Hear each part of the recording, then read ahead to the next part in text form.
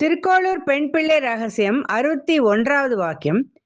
அவன் வேண்டாம் என்றேனோ ஆழ்வானை போலே. இப்ப நம்ம ஏற்கனவே சொன்ன மாதிரி திருக்கோளூர் பெண் பிள்ளை ஸ்ரீ ராமானுஜரோட பேசிய வாக்கியங்கள் தான் இந்த 81 வாக்கியமும். அதுல நிறைய வாக்கியங்கள் இப்ப ஸ்ரீ ராமானுஜரை பத்தியே வந்துட்டு இருக்கு. இப்ப இந்த வாக்கியத்துல ஸ்ரீ ராமானுஜர் ஸ்ரீரங்கத்துல வைஷ்ணவர்களுக்கு எதிராக அந்த சோழ மன்னன் ஒருத்தன் வாழ்ந்துட்டு இருந்த போது வைஷ்ணவர்களுக்கு ரொம்ப துன்பம் கொடுத்துட்டு இருந்தான்னு சொல்லிட்டு ஸ்ரீராமானுஜர் மேல்கோட்டைக்கு கிளம்பி போயிடுவார். அந்த டயத்துல அந்த சோழ மன்னன் என்ன பண்றான், ஸ்ரீரங்கத்துக்குள்ள ஸ்ரீராமானுஜருக்கு சீடரா இருக்கவா யாரும் கோவிலுக்குள்ள போகக்கூடாது அப்படின்னு ஒரு விதி, ஒரு ரூல் போட்டுட்டான். அப்ப இந்த வாக்கியத்துல அவன் வேண்டான் என்றேனோ ஆழ்வானை போலேன்னு வருது இல்லையா? இந்த ஆழ்வான்ங்கிறது கூரத்தாழ்வார். அவர் கோவிலுக்குள்ள போறதுக்காக முயற்சி பண்றார். அப்ப அங்க இருக்கிற காவலாளிகள்லாம் அவரை தடுக்கிறா. நீ ராமானுஜனோட சீடன், அதனால உனக்கு கோவிலுக்குள்ள அனுமதி கிடையாது, இது மன்னன் உத்தரவு அப்படின்னு சொல்றான். அப்ப அந்த காவலாளிகளுக்குள்ளேயே ஒருத்தருக்கு ஒருத்தர் சண்டை வருது.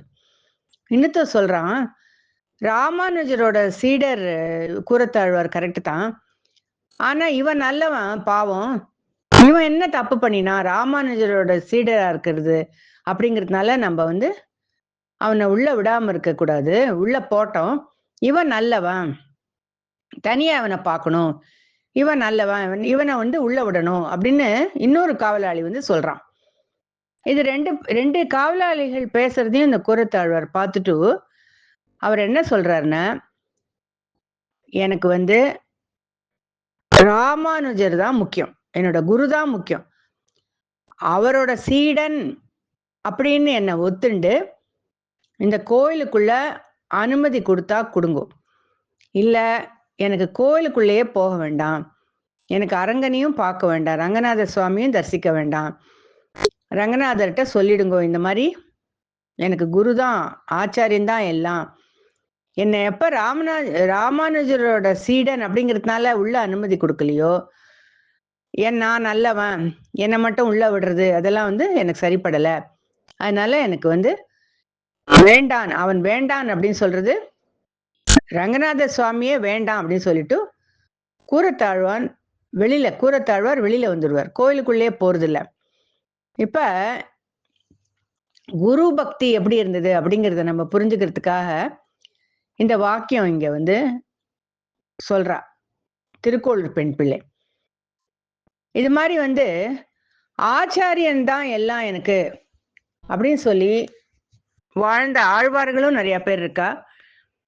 அதே மாதிரி சைவ நெறியிலையும் நாயன்மார்களோட சரித்திரம் பார்க்கும்போது அங்க கூட குருதான் எல்லாம் அப்படின்னு வாழ்ந்தவாளும் இருந்திருக்கா. அதை பத்தி நம்ம நாயன்மார்களோட கதைகளை பத்தி பார்க்கும்போது அதை நம்ம விரிவா பார்க்கலாம். இப்ப அவன் வேண்டான் என்றேனோ ஆழ்வானை போலே அப்படிங்கிறது கூரத்தாழ்வார கோயிலுக்குள்ள விடலை அப்படிங்கிறதுனால கூரத்தாழ்வார் எனக்கு பகவானே வேண்டாம், எனக்கு குருதான் எல்லாம் அப்படின்னு சொல்லிட்டு வெளியில வர்றார், கோயிலுக்குள்ள போகாம. அப்ப திருக்கோளூர் பெண் பிள்ளை என்ன சொல்றா, நான் அந்த மாதிரி குரு மேல அவ்வளவு பக்தி வச்சுட்டு இருந்தேன்னா, குருவோ ஆச்சாரியர் இவர்கள் தான் வாழ்க்கையில முக்கியம், அந்த கடவுளே வேண்டாம் அப்படின்னு சொல்லி நான் சொல்லல, அதனால இந்த சின்ன சின்ன விஷயங்கள் கூட நான் பண்ணல அப்படின்னு சொல்லிட்டு அந்த ஊர்ல இருந்து வெளியில போறேன் அப்படின்னு சொல்லிட்டு அந்த கதையை அவ இங்க முடிக்கிறா.